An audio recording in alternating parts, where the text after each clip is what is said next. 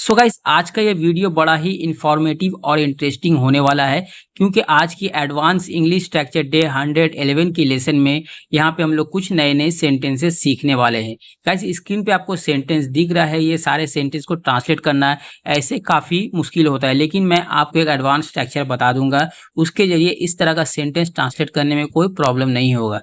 तो चलिए सबसे पहले सेंटेंस देख लेते हैं, सेंटेंस क्या क्या है, उसके बाद इसे ट्रांसलेट करने का जो एडवांस स्ट्रक्चर है वो भी हम लोग सीख लेंगे। देखिए सबसे पहले यहाँ पे सेंटेंस देखते हैं। किस किस के लिए उसने न्योता भेजा है। किस किस के लिए उसने न्योता भेजा है। तुम किस किस के लिए कपड़े ले रहे हो। तुम किस किस के लिए कपड़े ले रहे हो। किस किस के लिए तुमने टिकट खरीदा है। किस किस के लिए तुमने टिकट खरीदा है। किस किस के लिए आज खाना बना है। किस किस के लिए आज खाना बना है। तो गाइज यहाँ पे जो सारे सेंटेंसेस आपको दिख रहा है, ये सारे सेंटेंस को आज हम लोग ट्रांसलेट करना सीखेंगे एक एडवांस स्ट्रक्चर की मदद से। तो चलिए सबसे पहले वो एडवांस स्ट्रक्चर क्या है वो जान लेते हैं। तो गाइज नीचे यहाँ पे स्क्रीन पे आपको एडवांस स्ट्रक्चर दिख रहा है, देखिए आप अच्छा से देख लीजिए ध्यान से। पहले देखिए यहाँ पे सबसे पहले आपको फॉर हुम ऑल का यूज करना है। जहाँ पे हिंदी पे आपको किस किस के लिए ये वाला बोलना हो, वहां पे इंग्लिश में आपको फॉर हुम ऑल का यूज करना है। फॉर हुम ऑल, उसके बाद हेल्पिंग वर्ब का यूज होगा, उसके बाद सब्जेक्ट का यूज होगा, उसके बाद वर्ब, उसके बाद अदर वर्ड। ठीक है, पहले फॉर हुम ऑल का यूज होगा, उसके बाद हेल्पिंग वर्ब, उसके बाद सब्जेक्ट, उसके बाद वर्ब, उसके बाद अदर वर्ड। ओके, अब चलिए इसके जरिए सेंटेंस बनाना सीख लेते हैं। तो पहला सेंटेंस है किस किस के लिए उसने न्योता भेजा है। किस किस के लिए उसने न्योता भेजा है। यहाँ पे सबसे पहले आपको फॉर हुम ऑल का यूज करना है, तो लिख लेते हैं यहाँ पे फॉर हुम ऑल। उसके बाद हैज का यूज होगा यहाँ पे। हैज, देखिए यहाँ पे भेजा है तो यहाँ पे इसलिए हैज का यूज होगा, ये प्रेजेंट परफेक्ट टेंस में हो जाएगा। फॉर हुम ऑल हैज, उसके बाद देखिए उसने, तो यहाँ पे ही का यूज होगा, सब्जेक्ट ही होगा यहाँ पे। ही सेंड, सेंड के साथ थर्ड फॉर्म सेंट हो जाएगा। सेंड दी, न्योता का इंग्लिश क्या है, इनविटेशन। तो यहाँ पे लिख लेते हैं IN इनविटेशन, उसके बाद क्वेश्चन मार्क। देखिए किस किस के लिए उसने न्योता भेजा है। For whom all has he sent the invitation. For whom all has he sent the invitation. Okay, चलिए नेक्स्ट एग्जांपल देखते हैं। तुम किस किस के लिए कपड़े ले रहे हो। तुम किस किस के लिए कपड़े ले रहे हो। यहाँ पे देखिए ये जो सेंटेंस है, अगर आप ध्यान से देखते हो तो ये सेंटेंस प्रेजेंट कंटिन्यूअस टेंस में है। कपड़े ले रहे हो मतलब ये काम चल रहा है। तो यहाँ पे सबसे पहले किस किस के लिए, इसके लिए आपको एडवांस स्ट्रक्चर यूज करना होगा फॉर हुम ऑल। तो यहाँ पे लिख लेते हैं फॉर हुम ऑल।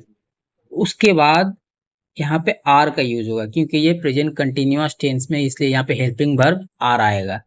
आर क्यों आ रहा है यहाँ पे, क्योंकि देखिए यहाँ पे तुम का यूज किया गया। तुम मतलब यू, यू के साथ अक्सर आर का यूज होता है।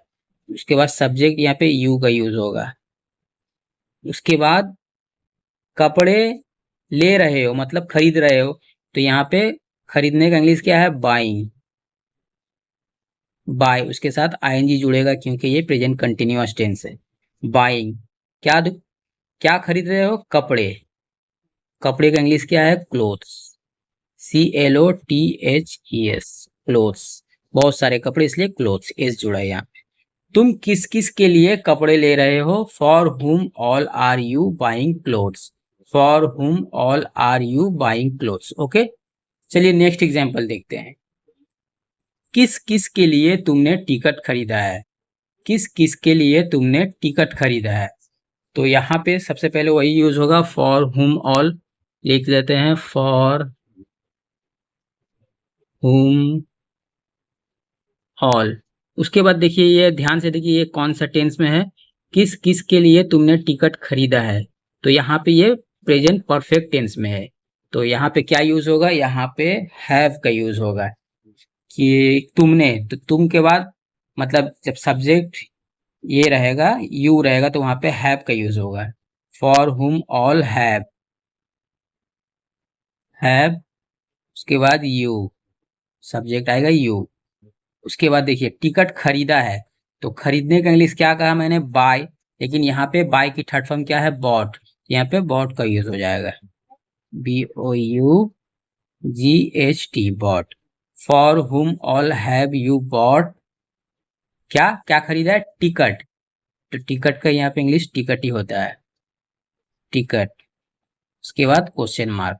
देखिए किस किस के लिए तुमने टिकट खरीदा है, for whom all have you bot ticket, for whom all have you bot ticket. Okay, चलिए नेक्स्ट एग्जांपल देखते हैं। किस किस के लिए आज खाना बना है, किस किस के लिए आज खाना बना है, तो यहाँ पे भी सेम वही फॉर हुम ऑल पहले यूज किया जाएगा, फॉर हुम ऑल, खाना बना है मतलब ये प्रेजेंट परफेक्ट टेंस में आ रहा है, तो यहाँ पे भी हैव या हैज का यूज होगा, लेकिन यहाँ पे क्या यूज होगा, सब्जेक्ट पहले देख लेते हैं, किस किस के लिए आज खाना बना है, तो यहाँ पे ऐसा कोई सब्जेक्ट नहीं है, तो यहाँ पे हैज का यूज किया जाएगा, तो लिख लेते हैं has the food, the food bin, बना मतलब कुक, खाना बनना क्या बोलते हैं, कुक, कुक टुडे, टुडे। इसके बाद क्वेश्चन मार्क। देखिए यहाँ पे कुक के साथ ईडी क्यों जुड़ा, क्योंकि यहाँ पे ये प्रेजेंट परफेक्ट टेंस है, इसलिए यहाँ पे कुक की थर्ड फॉर्म कुक्ड हुई है, ठीक है, ये आपको ध्यान में रखना है। किस किस के लिए आज खाना बना है, for whom all has the food been cooked today. Okay, तो आई थिंक गाइस आपको समझ में आ गया होगा कि इस तरह का सेंटेंस को इंग्लिश में कैसे ट्रांसलेट किया जाता है।